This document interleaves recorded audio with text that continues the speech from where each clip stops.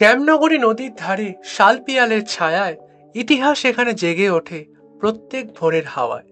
পথে পথে গন্ধ মেশে পুরনো দিনের স্মৃতি, কান পাতলে শোনা যায় কীর্তনেরই গীতি।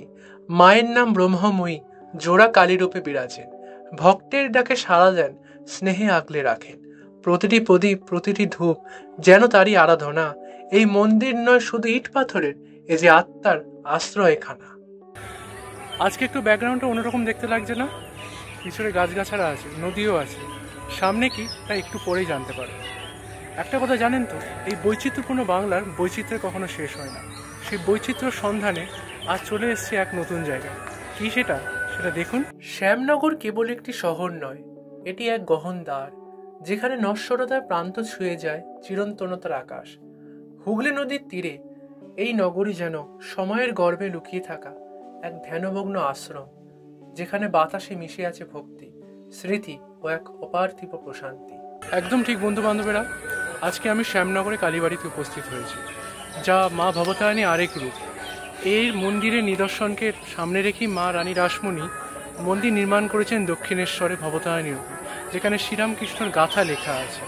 তাই আপনারাও এই মন্দিরের ভ্রমণ আমার সাথে করবেন। চলুন সৌরভ সিনিংজানির মাধ্যমে, আর বেশি দেরি করবো না, চলুন। হুগলি নদীর শান্ত তীরে অবস্থিত শ্যামনগর একটি নির্জন অথচ ঐশ্বরিক আবহে গোড়া জনপদ।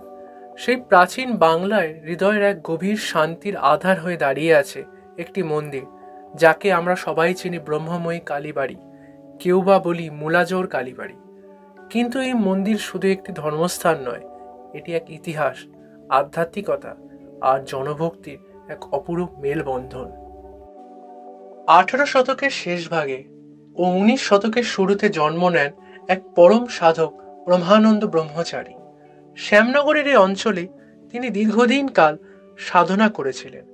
অগ্নি সাধনার মধ্যে দিয়ে আত্মার আরাধনার পথে হেঁটে তিনি অনুভব করেছিলেন এক আলোক স্নাত শক্তির অস্তিত্ব, মা কালী, যিনি স্বয়ং ব্রহ্মময়ী রূপে তার অন্তরে প্রকাশিত হন। এই অনুভব থেকেই জন্ম নেয় ব্রহ্মময়ী কালী মন্দির, যেখানে দেবী কালী বিরাজ করেন মা ভবতারিণী রূপে। এটি শুধুমাত্র একটি ধর্মীয় প্রতিষ্ঠান নয়, এক জীবন্ত শক্তির প্রতিফলন, যেখানে প্রতিটি ইট যেন কোনো না কোনো তপস্যার সাক্ষ্য প্রমাণ দেয়।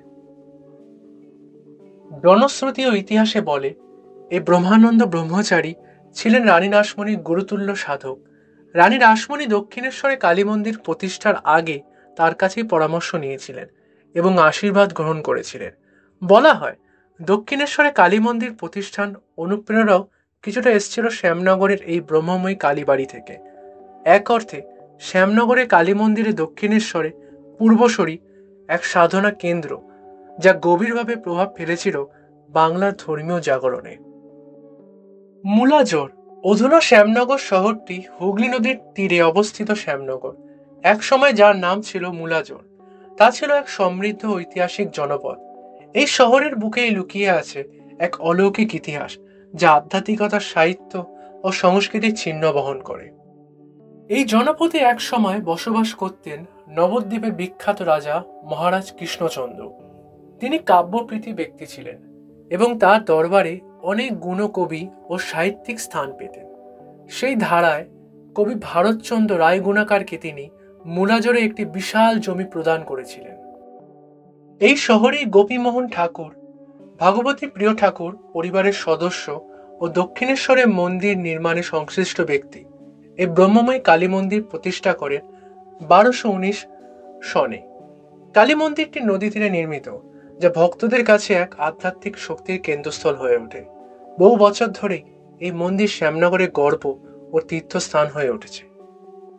এই মন্দিরে প্রতি বছর শীতকালে পৌষ মাসে এক মাসব্যাপী কালী মায়ের বিশেষ আরাধনা হয়।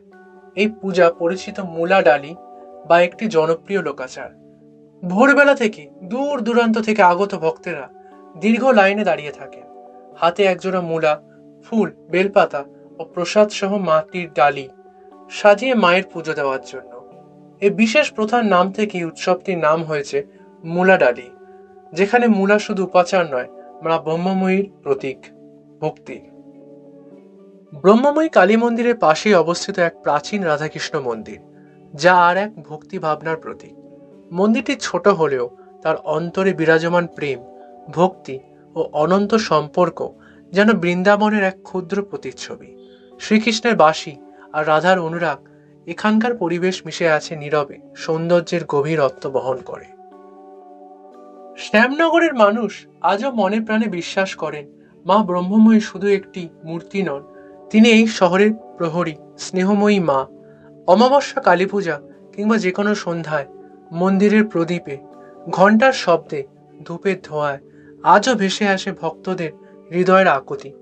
কেউ এখানে আসে সন্তানের সুস্থতার আশায়, কেউ আসে পরীক্ষার আগে প্রণাম করতে, কেউ বা নিঃশব্দে দাঁড়িয়ে থাকে কালী মূর্তির সামনে, চোখ বন্ধ করে, শুধু একটিবার অনুভব করতে চায় সেই চিরন্তন শক্তির স্পর্শকে।